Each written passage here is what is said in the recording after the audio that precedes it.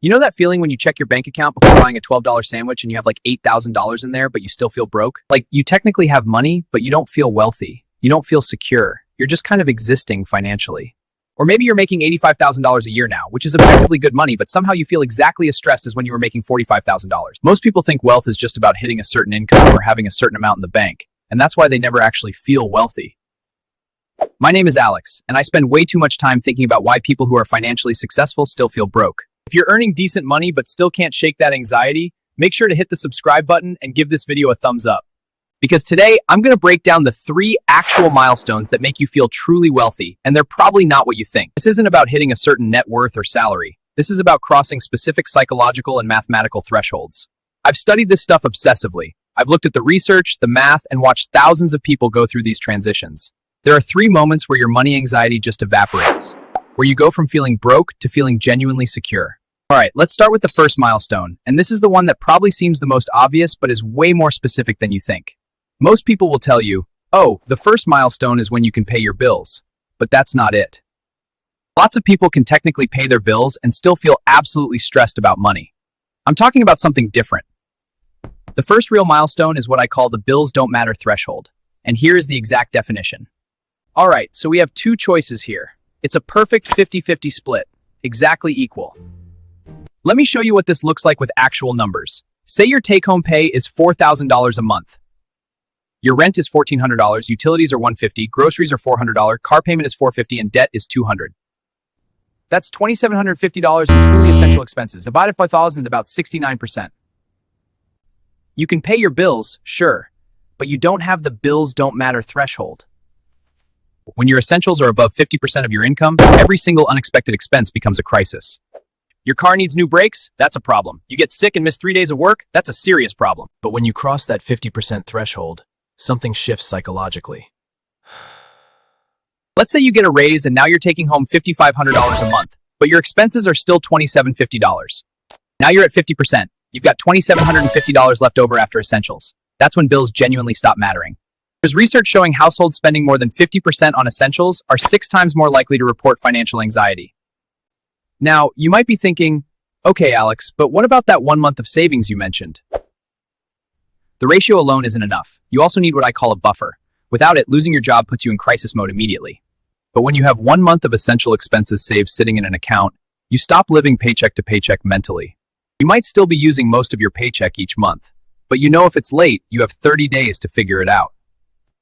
According to a 2023 survey, 57% of Americans can't cover a $1,000 emergency. That is not wealth, that is chronic anxiety. Action step for milestone 1, calculate your expenses. If it's over 50%, increase income or decrease expenses until you get below that mark. This is the foundation. You cannot feel wealthy without this, no matter how much you make. All right, now let's talk about the second milestone, and this is where most people who achieve milestone 1 get stuck. The second milestone is the time buying threshold. It's when you pay others to do things you don't want to do, without guilt. Wealth isn't about having money. Wealth is about having options. And the first option is to not do stuff that drains you.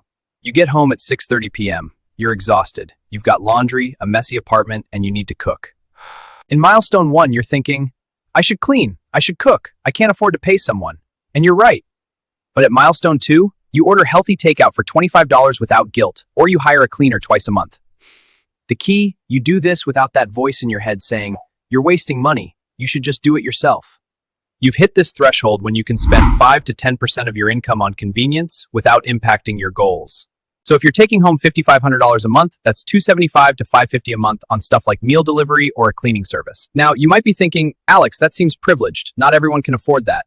And you're right. That's exactly the point. Most people can't afford this. That's why it's a milestone. That's why crossing this threshold makes you feel genuinely wealthier. Research from Harvard shows that people who spend money to buy time are significantly happier than people who don't, regardless of income. Time is the only resource you can't get more of. You can make more money. You can't make more time.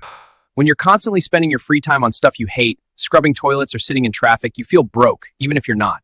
They're time poor and energy poor, which makes them feel poor, even though their bank account says otherwise. Once you can afford to selectively buy back your time, you start to feel like your money is actually improving your life, not just keeping you afloat. Action step for milestone 2. Identify 3 things that drain your time. Calculate what it would cost to outsource them. If you can't afford it yet, make that your next financial goal after milestone 1. It is that important. All right, now let's get to the big one, the third milestone. This is the one that separates comfort from genuine wealth. I call this the Freedom Fund threshold. It's the amount of money that gives you the power to say no to anything.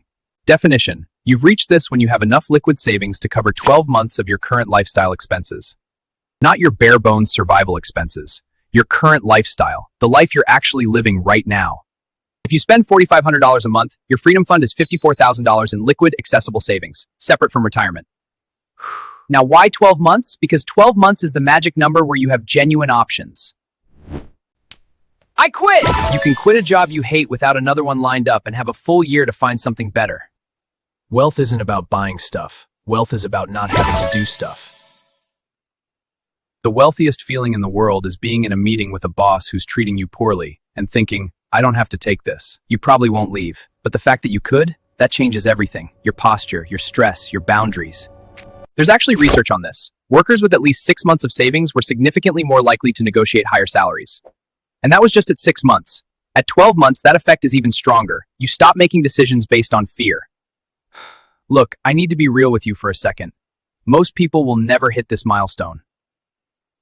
According to the Federal Reserve, the median American household has about $8,000 in savings. Total, not 12 months, just $8,000. That means most people are living their entire lives without ever experiencing what genuine financial security feels like. But when you have 12 months of expenses saved, fear stops being the primary emotion driving your financial decisions. Now, you might be thinking, Alex, this seems impossible. How am I supposed to save $50,000 or $60,000? And look, I'm not going to lie to you, it's hard. This is why it's the third milestone, not the first. Once you're spending less than 50% on essentials, you've got breathing room. That is where the framework actually works. If you dedicate 20% of your take-home income, say $1,100 a month, you'll have $13,200 in a year. If your annual expenses are $54,000, you'll hit your 12-month fund in about 4 years. 4 years sounds like forever when you're starting. But you know what happens in 4 years if you don't do this? 4 years pass and you have the same financial anxiety you have right now. Or you wake up with $54,000 in the bank. That's what this milestone represents. Not buying fancy stuff, not showing off, just pure, unfiltered freedom. Let's zoom out. None of these milestones are about buying things. When your bills don't matter, you stop living in fear. When you buy back time, you stop just surviving. And when you have a year of expenses, you start choosing. So here's what I want you to do. Pause this video right now and figure out where you are in these 3 milestones. The point isn't to feel bad about where you are. The point is to have a roadmap. If you focus on these concrete milestones, you'll get there. And when you do, you'll realize feeling wealthy is about not being afraid anymore. All right, that's it for today. Hit subscribe, drop a comment, and I'll see you in the next one.